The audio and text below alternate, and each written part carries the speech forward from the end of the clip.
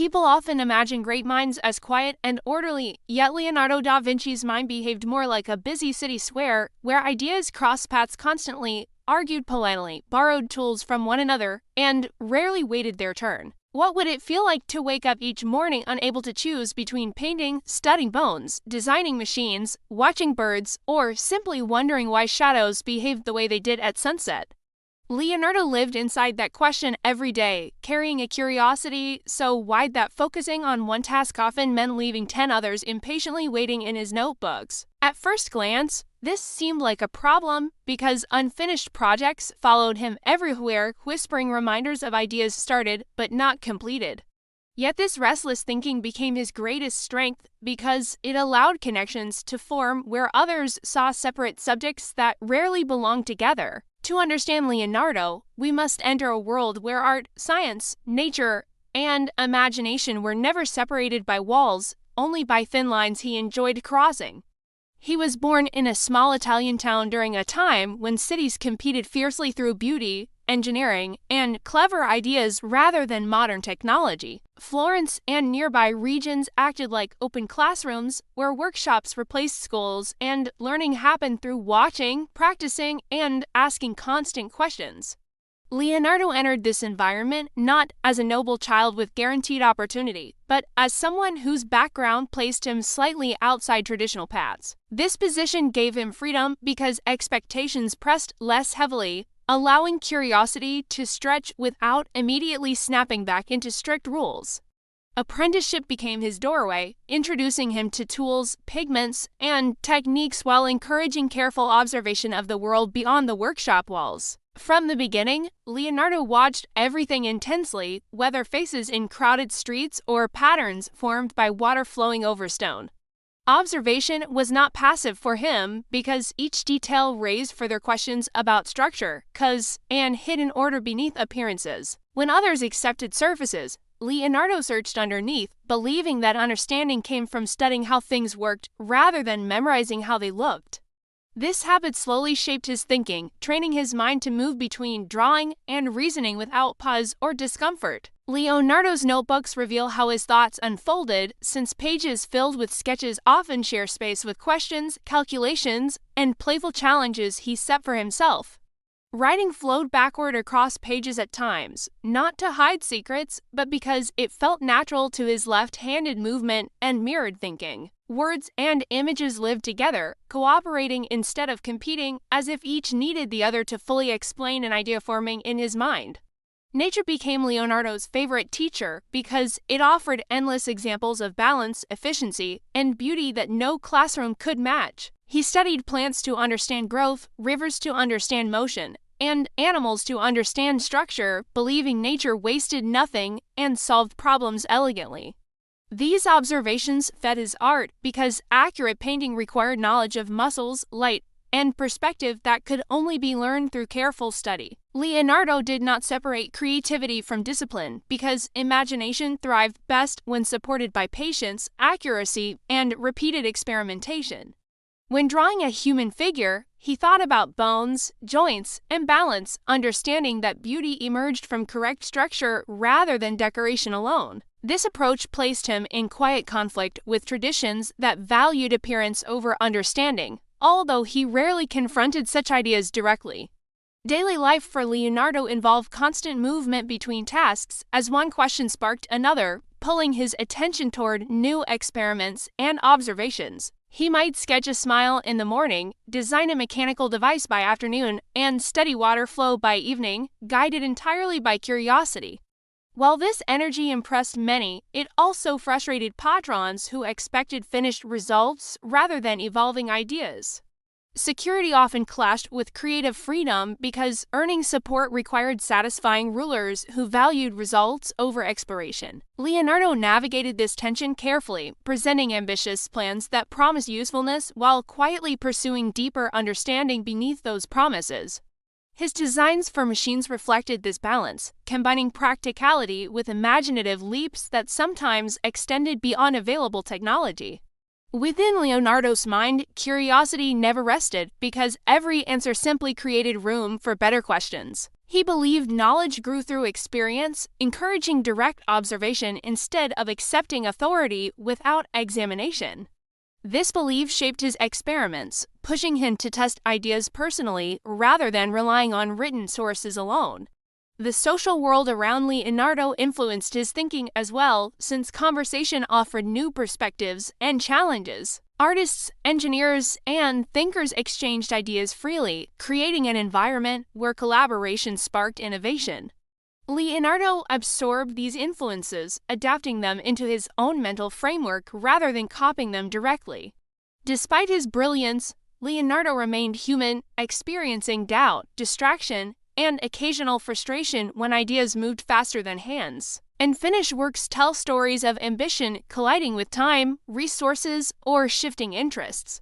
Rather than failure, these moments reveal a mind always reaching forward, sometimes faster than circumstances allowed. Leonardo's early years established patterns that would follow him throughout life, shaping how he approached learning, creation, and understanding. Curiosity remained his compass, guiding decisions even when paths seemed uncertain or impractical. Art served as both goal and tool, allowing exploration of ideas that words alone could not fully capture. Inside his mind, learning never concluded because each discovery revealed further layers waiting patiently beneath the surface. This restless curiosity prepared him for challenges ahead, where imagination and observation would continue merging into ideas that shaped history. The journey into Leonardo's thinking had only begun, as deeper questions and bolder experiments still quietly waited in the pages ahead. As Leonardo's interests matured, his thinking grew increasingly systematic because curiosity alone no longer satisfied him unless it could be tested, compared, and revised through repeated observation over time. He treated mistakes not as endings, but as signals, quietly indicating where understanding remained incomplete and deserved further attention rather than quick judgment. This attitude allowed his mind to remain flexible, since changing an idea felt natural when evidence suggested a better path forward. Leonardo's fascination with the human body deepened gradually, driven by a desire to understand how movement, balance, and expression worked beneath the skin. Studying anatomy required patience and courage because it involved confronting social discomfort while pursuing knowledge most avoided. Each detailed sketch reflected respect for complexity, revealing how structure supported motion and how precision enhanced rather than reduced wonder. Rather than separating science from art, Leonardo allowed them to inform one another constantly, creating a loop of insight that strengthened both disciplines. Understanding muscles improved painting, while drawing clarified anatomical relationships that pure description could not easily explain. This exchange made learning efficient because one skill reinforced another instead of competing for attention. His mechanical studies followed similar patterns, since he believed machines should imitate nature's efficiency rather than fight against it. Bird wings inspired flying devices, flowing water influenced hydraulic designs, and gears mirrored natural cycles he observed everywhere. Even when ideas exceeded available technology, the thinking behind them revealed deep understanding of movement and force. Leonardo's notebooks grew thicker with layered thought as diagrams overlapped with reflections, reminders, and questions awaiting future investigation. These pages were not meant for publication because they served as conversation spaces where Leonardo debated himself honestly. Ideas lived there safely, free from immediate judgment, allowing creativity to remain playful yet disciplined. Time management challenged him constantly because interest multiplied faster than hours allowed. Rather than choosing focus narrowly, Leonardo accepted this tension, trusting that diverse curiosity enriched understanding overall. He lived with unfinished ideas as companions, knowing they continued shaping his thinking even without final form. Patrons often misunderstood this process, expecting clear results rather than evolving exploration. Leonardo responded carefully, presenting practical outcomes while quietly continuing deeper studies behind the scenes. This balance preserved support while protecting intellectual freedom. Leonardo's approach to learning emphasized direct experience because reading alone could not satisfy his desire to understand mechanisms and causes. Experiments filled gaps where text remained silent, allowing discovery through interaction with materials and forces. Knowledge became something built through effort rather than received through authority. His observations of nature extended to emotion and expression, since faces revealed inner states shaped by experience and thought. Leonardo studied smiles, glances, and posture, exploring how subtle changes communicated feeling more powerfully than exaggerated gesture. This sensitivity influenced his portraits, giving them quiet realism that still feels alive. Philosophically, Leonardo believed humans belonged within nature rather than above it, connected by shared patterns and principles. This belief shaped his respect for balance, proportion, and harmony across disciplines. Understanding required humility, since nature always exceeded complete comprehension. As years passed, Leonardo's curiosity remained youthful, refusing stagnation despite growing experience.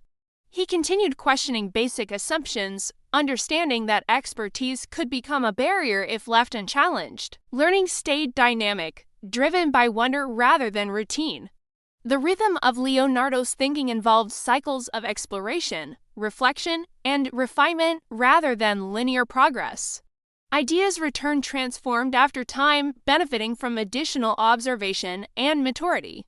Patience allowed insight to deepen naturally without force. Social interaction continued influencing him because exchanging ideas sharpened thought through comparison and debate. Leonardo listened carefully, absorbing perspectives while maintaining independence of judgment. Collaboration enriched creativity without replacing individual responsibility. Uncertainty never frightened him because unanswered questions represented opportunity rather than failure. He accepted ambiguity as part of thinking, trusting that clarity emerged through sustained attention. This comfort with uncertainty distinguished his approach from those seeking immediate certainty. Leonardo's mind operated like a bridge, connecting observation and imagination without prioritizing one over the other.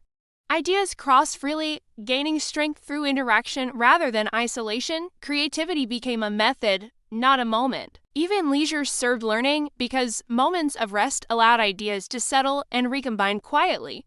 Observation continued unconsciously, turning everyday experiences into future insights. Thinking never fully stopped, even during stillness. Through all this, Leonardo remained guided by curiosity rather than ambition alone. Recognition mattered less than understanding, shaping choices that favored exploration over convenience. Purpose emerged from engagement, not external reward. The structure of Leonardo's mind revealed itself not through singular achievements, but through persistent inquiry woven across disciplines. His way of thinking encouraged seeing connections where others saw divisions, strengthening adaptability. Understanding became a journey rather than destination. As his ideas continued unfolding, Leonardo prepared ground for future discoveries by modeling a way of thinking built on observation, patience, and curiosity. His mind stayed open, welcoming complexity rather than resisting it. This openness sustained creativity across time. The exploration of Leonardo's thinking invites continued curiosity because his approach remains relevant wherever questions remain unanswered. Ideas still wait within his notebooks, reminding us that learning thrives when curiosity leads. The journey forward continues quietly, guided by attention, imagination, and thoughtful wonder.